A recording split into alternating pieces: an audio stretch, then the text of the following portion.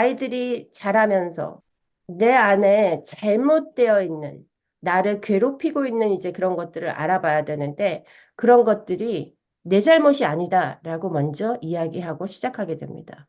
왜냐하면 태어나면서부터 백지였단 말이에요. 근데 지구의 꿈이라는 표현을 했습니다. 이 책에서는. 그러면 외부에서 어떤 면에서는 사회가, 그죠? 학교가, 부모가 상을 주고 벌을 주는 어떤 그런 시스템 안에서 이거는 만지면 뜨거워서 손이 되는 거야라는 믿음이 받아들여졌기 때문에 만지면 뜨겁다고 느끼게 되는 겁니다. 지금 이제 가상현실이라고 제가 처음에 이야기하고 시작했잖아요.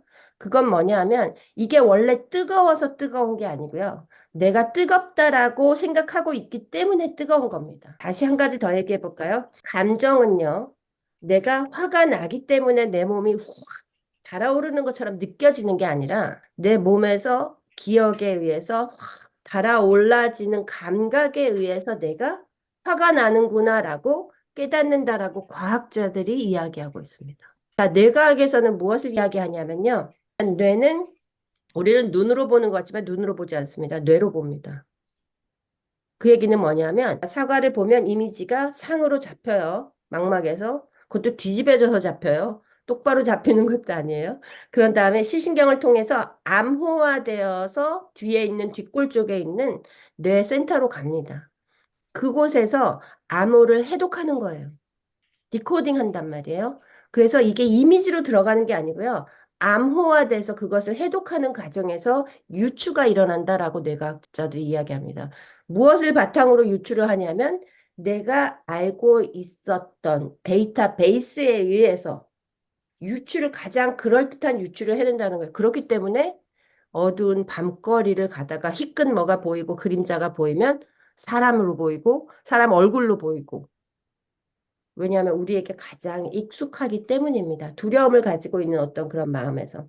그런 것처럼 내가 보는 게 정말 보는 게 아니고 내가 안다고 생각하는 게 정말 아는 게 아니다. 그래서 다섯 번째 약속이 결국에는 들어가는 이유가요.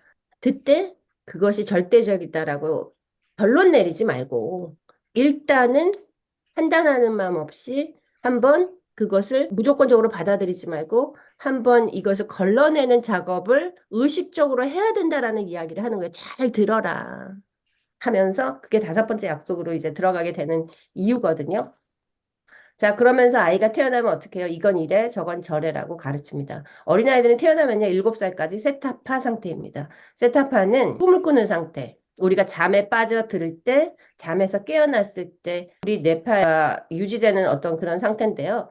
세타파 상태가 소위 이야기하는 신의 주파수, 근원의 주파수, 그래서 순간적인 힐링이 일어나고, 그 무의식의 세계에 접근이 되고 하는 정말 창조적으로 과학자들 뿐만 아니라 음악을 하는 사람, 많은 사람들이 그 세타파 상태에서 많은 것을 해내거든요. 이제 그런 상태가 세타파인데, 7살 때까지는 아이들이 세타파예요. 그러면 그 아이들에게 이렇게 하면 벌 받고, 잘하면 상 받고 그런 것으로 가르친다는 거죠, 아이를. 그러면서 무조건적으로 받아들이게 되는 거예요. 그러면서 어떻게 될까요? 상 받지 못할까 봐 두렵고, 벌 받을까 봐 두려워지는 마음으로 두려운 마음을 심어버리는 거예요. 우리가 자라면서.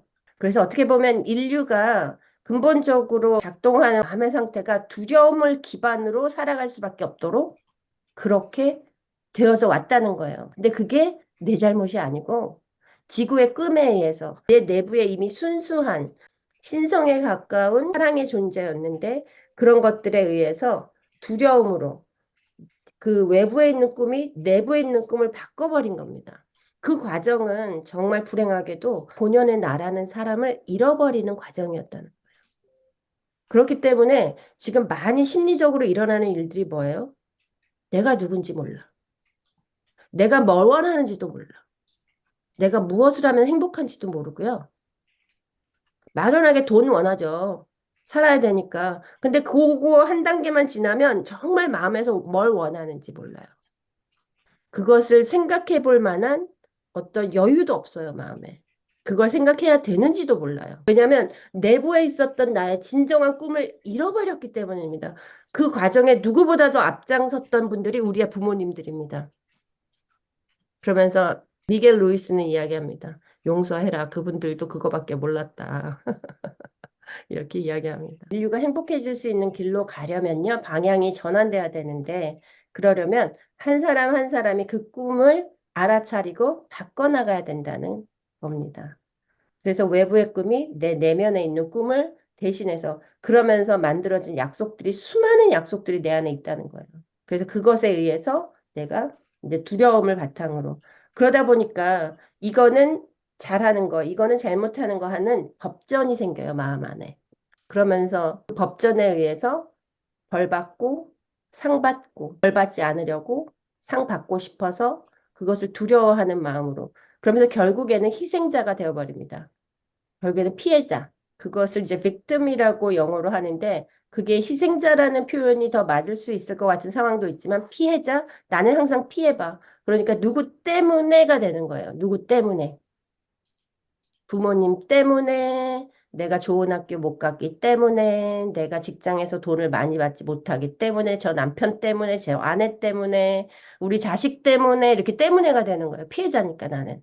이제 그런 의식이 어렸을 때부터 이미 형성이 되어 버렸다는 거예요. 왜요? 법전 때문에, 내 안에 있는 법전.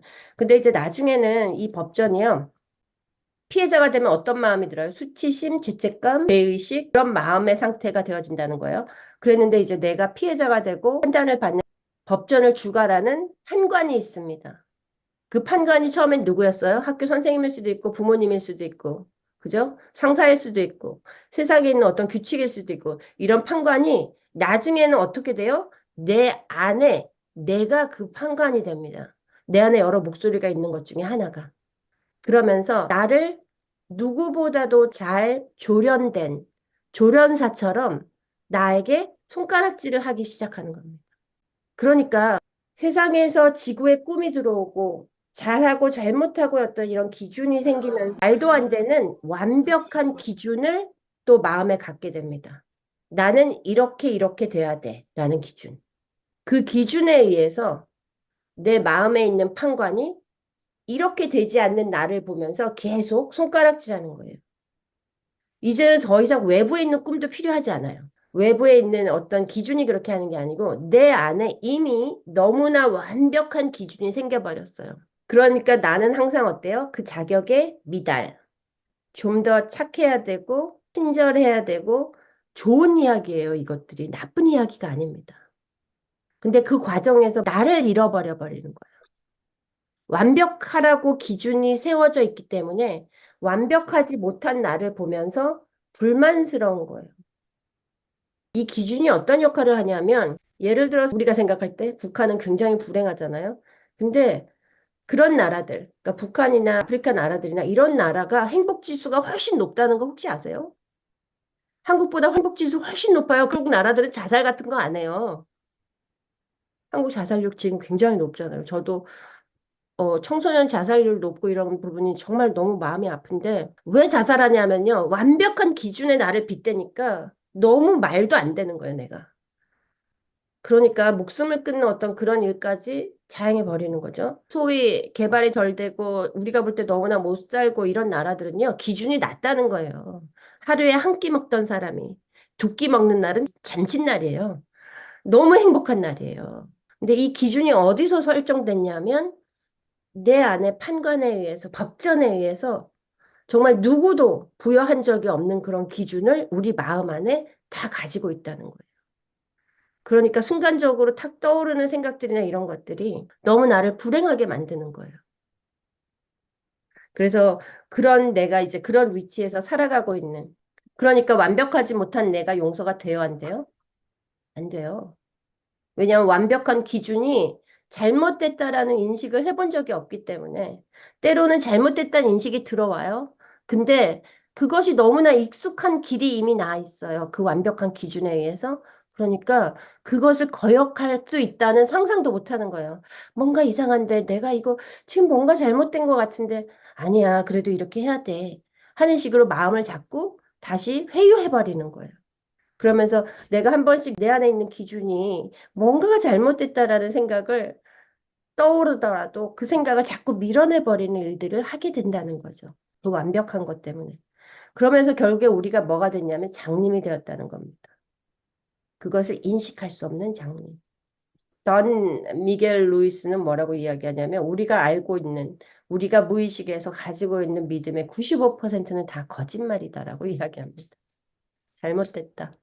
그래서 제가 처음에 말씀드렸던 그림을 그린다, 지우개로 지운다, 지우개로 지워가는 과정에 대해서 제가 말씀드리는 거예요, 지금. 그 하나하나 지워가려면 어떤 그림이 그려져 있고 어떤 부분을 지워야 되는지를 인식해야 되는 겁니다. 다시 네 가지 약속의 책을 저의 용어로 바꾼다면 나에 대해서 잘 인식할 수 있도록 아주 간단하게 140페이지로 정리해 준 책이다 라고 이야기할 수 있겠습니다. 너무나 잘 정리가 돼 있죠. 그래서 이런 두려움에 의해서 만들어진 우리도 모르게 가지고 있었던 그런 약속들, 내 마음 안에 있는 거, 언어 다 약속이죠. 언어 다 약속입니다. 우리가 하고 있는 모든 것이 사실은 영어로는 심벌이라고 하죠. 다 그겁니다. 그래서 저는 어릴 때 이런 생각을 해본 적이 있어요. 내가 보는 세상이 정말 다른 사람들이 보는 세상과 똑같이 생겼을까? 이런 생각을 해본 적이 있어요. 어릴 때. 근데 지금의 결론은 다르다는 거죠. 내가 보는 세상은 여러분이 보는 세상과 절대로 같지 않습니다. 우리는 각자 다 다른 세상을 살아가고 있습니다. 그 얘기는 두 번째 약속에서 나오는데요. 그 부분 나올 때 더 말씀을 드리겠습니다.